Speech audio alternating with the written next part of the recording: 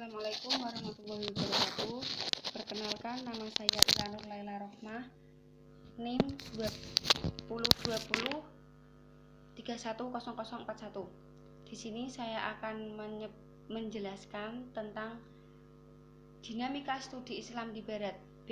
Dinamika studi Islam di Barat belakangan ini masuk pula ke dalam studi Islam adalah pembaruan pemikiran Islam, dakwah Islam, pendidikan Islam, politik Islam, dan ekonomi Islam. Studi ini telah dipelajari oleh para orientalis Barat dengan intensitas yang berbeda-beda. Orientasi Barat ini dapat dikemukakan sebagai berikut.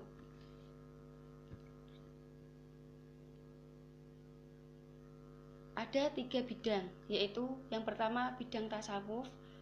Bidang tasawuf adalah bidang Islam sebagai kelas kedua atau menjiplak hasil dari tasawuf yang dikembangkan dalam Nasrani. Yang kedua adalah bidang dakwah.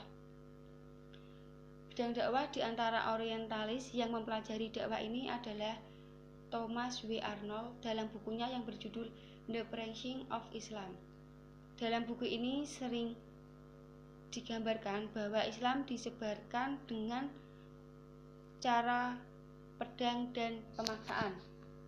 Yang ketiga, dalam pendidikan Islam.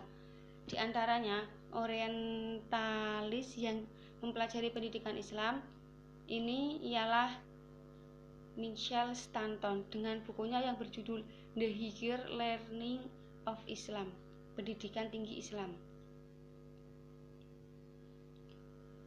Tujuan Barat mempelajari Islam ada 5. Yang pertama, untuk menarik simpati kalangan umat Islam dengan mempelajari Islam. Diharapkan masyarakat Islam tidak lagi menaruh rasa benci, curiga, ragu-ragu dalam menerima kehadiran orang Barat, karena orang Barat sangat menarik untuk mempelajari Islam lebih dalam. Yang kedua, orang Barat untuk melemahkan Islam dari dalam, misalnya dengan cara mengambil kesimpulan untuk yang keliru tentang Al-Quran, Al-Sunnah, dan Fikih. Ketiga, untuk menunjukkan superioritas mereka sebagai orang Barat, ilmu Barat khususnya dalam orientalis senantiasa merasa bahwa Barat adalah guru dalam segala hal. Keempat, untuk memperjuangkan doktrin mereka yang tidak boleh dikritik, diantaranya ialah 2 doktrin inti, yaitu bahwa Al-Quran dalam pandangan insan Barat bukan kalam Allah dan Muhammad bukan Rasulullah. Yang kelima, untuk kepentingan negara-negara tertentu yang menandai kajian tersebut. C. Dinamika studi Islam di Timur. Sejarah perkembangan Islam di Timur dimulai sejak akhir periode Madinah sampai dengan 4 Hijriah. Fase pertama, pendidikan Islam masih di masjid dan di rumah-rumah dengan ciri hafalan. Namun sudah diperkenalkan logika matematika, ilmu alam, kedokteran, kimia, musik, sejarah, dan geografi. Sejarah singkat masing-masing pusat studi Islam ada 4, yaitu 1. Nizamiyah di Baghdad, 2. Al-Azhar di Kairo, Mesir, 3. Cordova di bagian barat, 4. Maroko. Yang pertama, Nizamiyah di Baghdad, salah satu jenis lembaga pendidikan tinggi yang muncul pada akhir abad 4 Hijriah adalah madrasah, sedangkan Nizamiyah adalah sebuah lembaga pendidikan yang didirikan pada tahun 457 sampai 459 Hijriah pada abad keempat oleh Nizam al-Muluk dari dinasti Saljuk. Madrasah Yang kedua, Al-Azhar di Kairo, Mesir. Al-Azhar merupakan lembaga pendidikan tertua di dunia. Hingga saat ini, usia Al-Azhar telah mencapai lebih dari 1000 tahun. Awalnya, Al-Azhar adalah sebuah masjid yang didirikan oleh Khalifah Mu'idz Lidinillah Ma'dad bin Mansur pada tahun 931 sampai 975 Masehi. Yang ketiga, Cordova di bagian barat. Cordova memasuki puncak kejayaan di bawah pemerintahan Abdurrahman III pada tahun 912 sampai 961 dan Al-Hakim II pada tahun 961 sampai 976.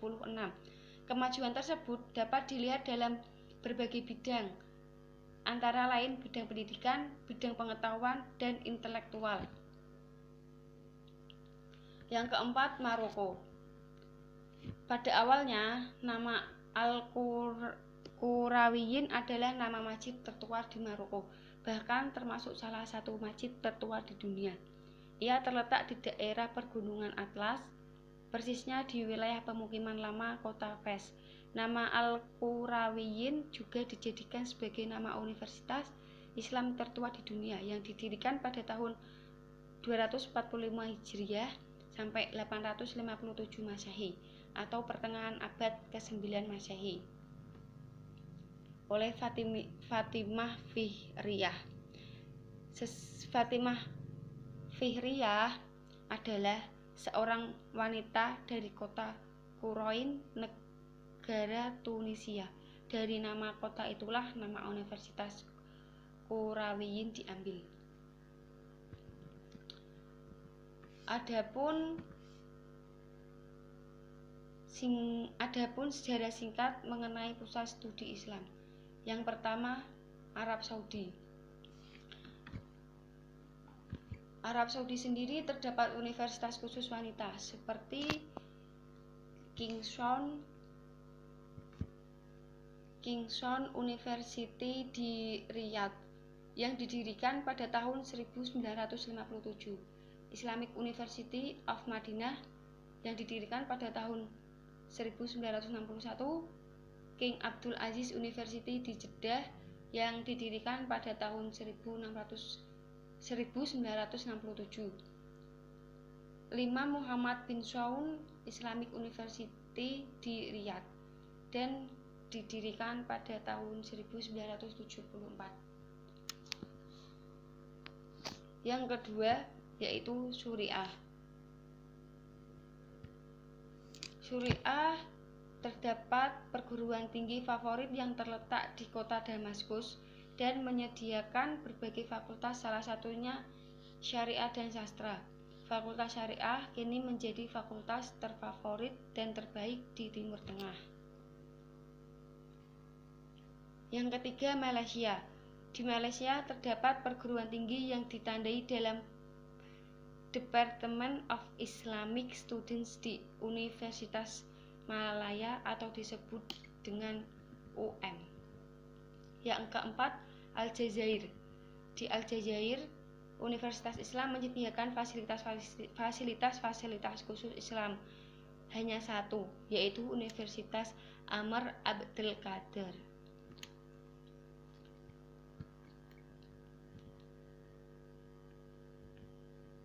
Sekian dari saya. Wassalamualaikum warahmatullahi wabarakatuh.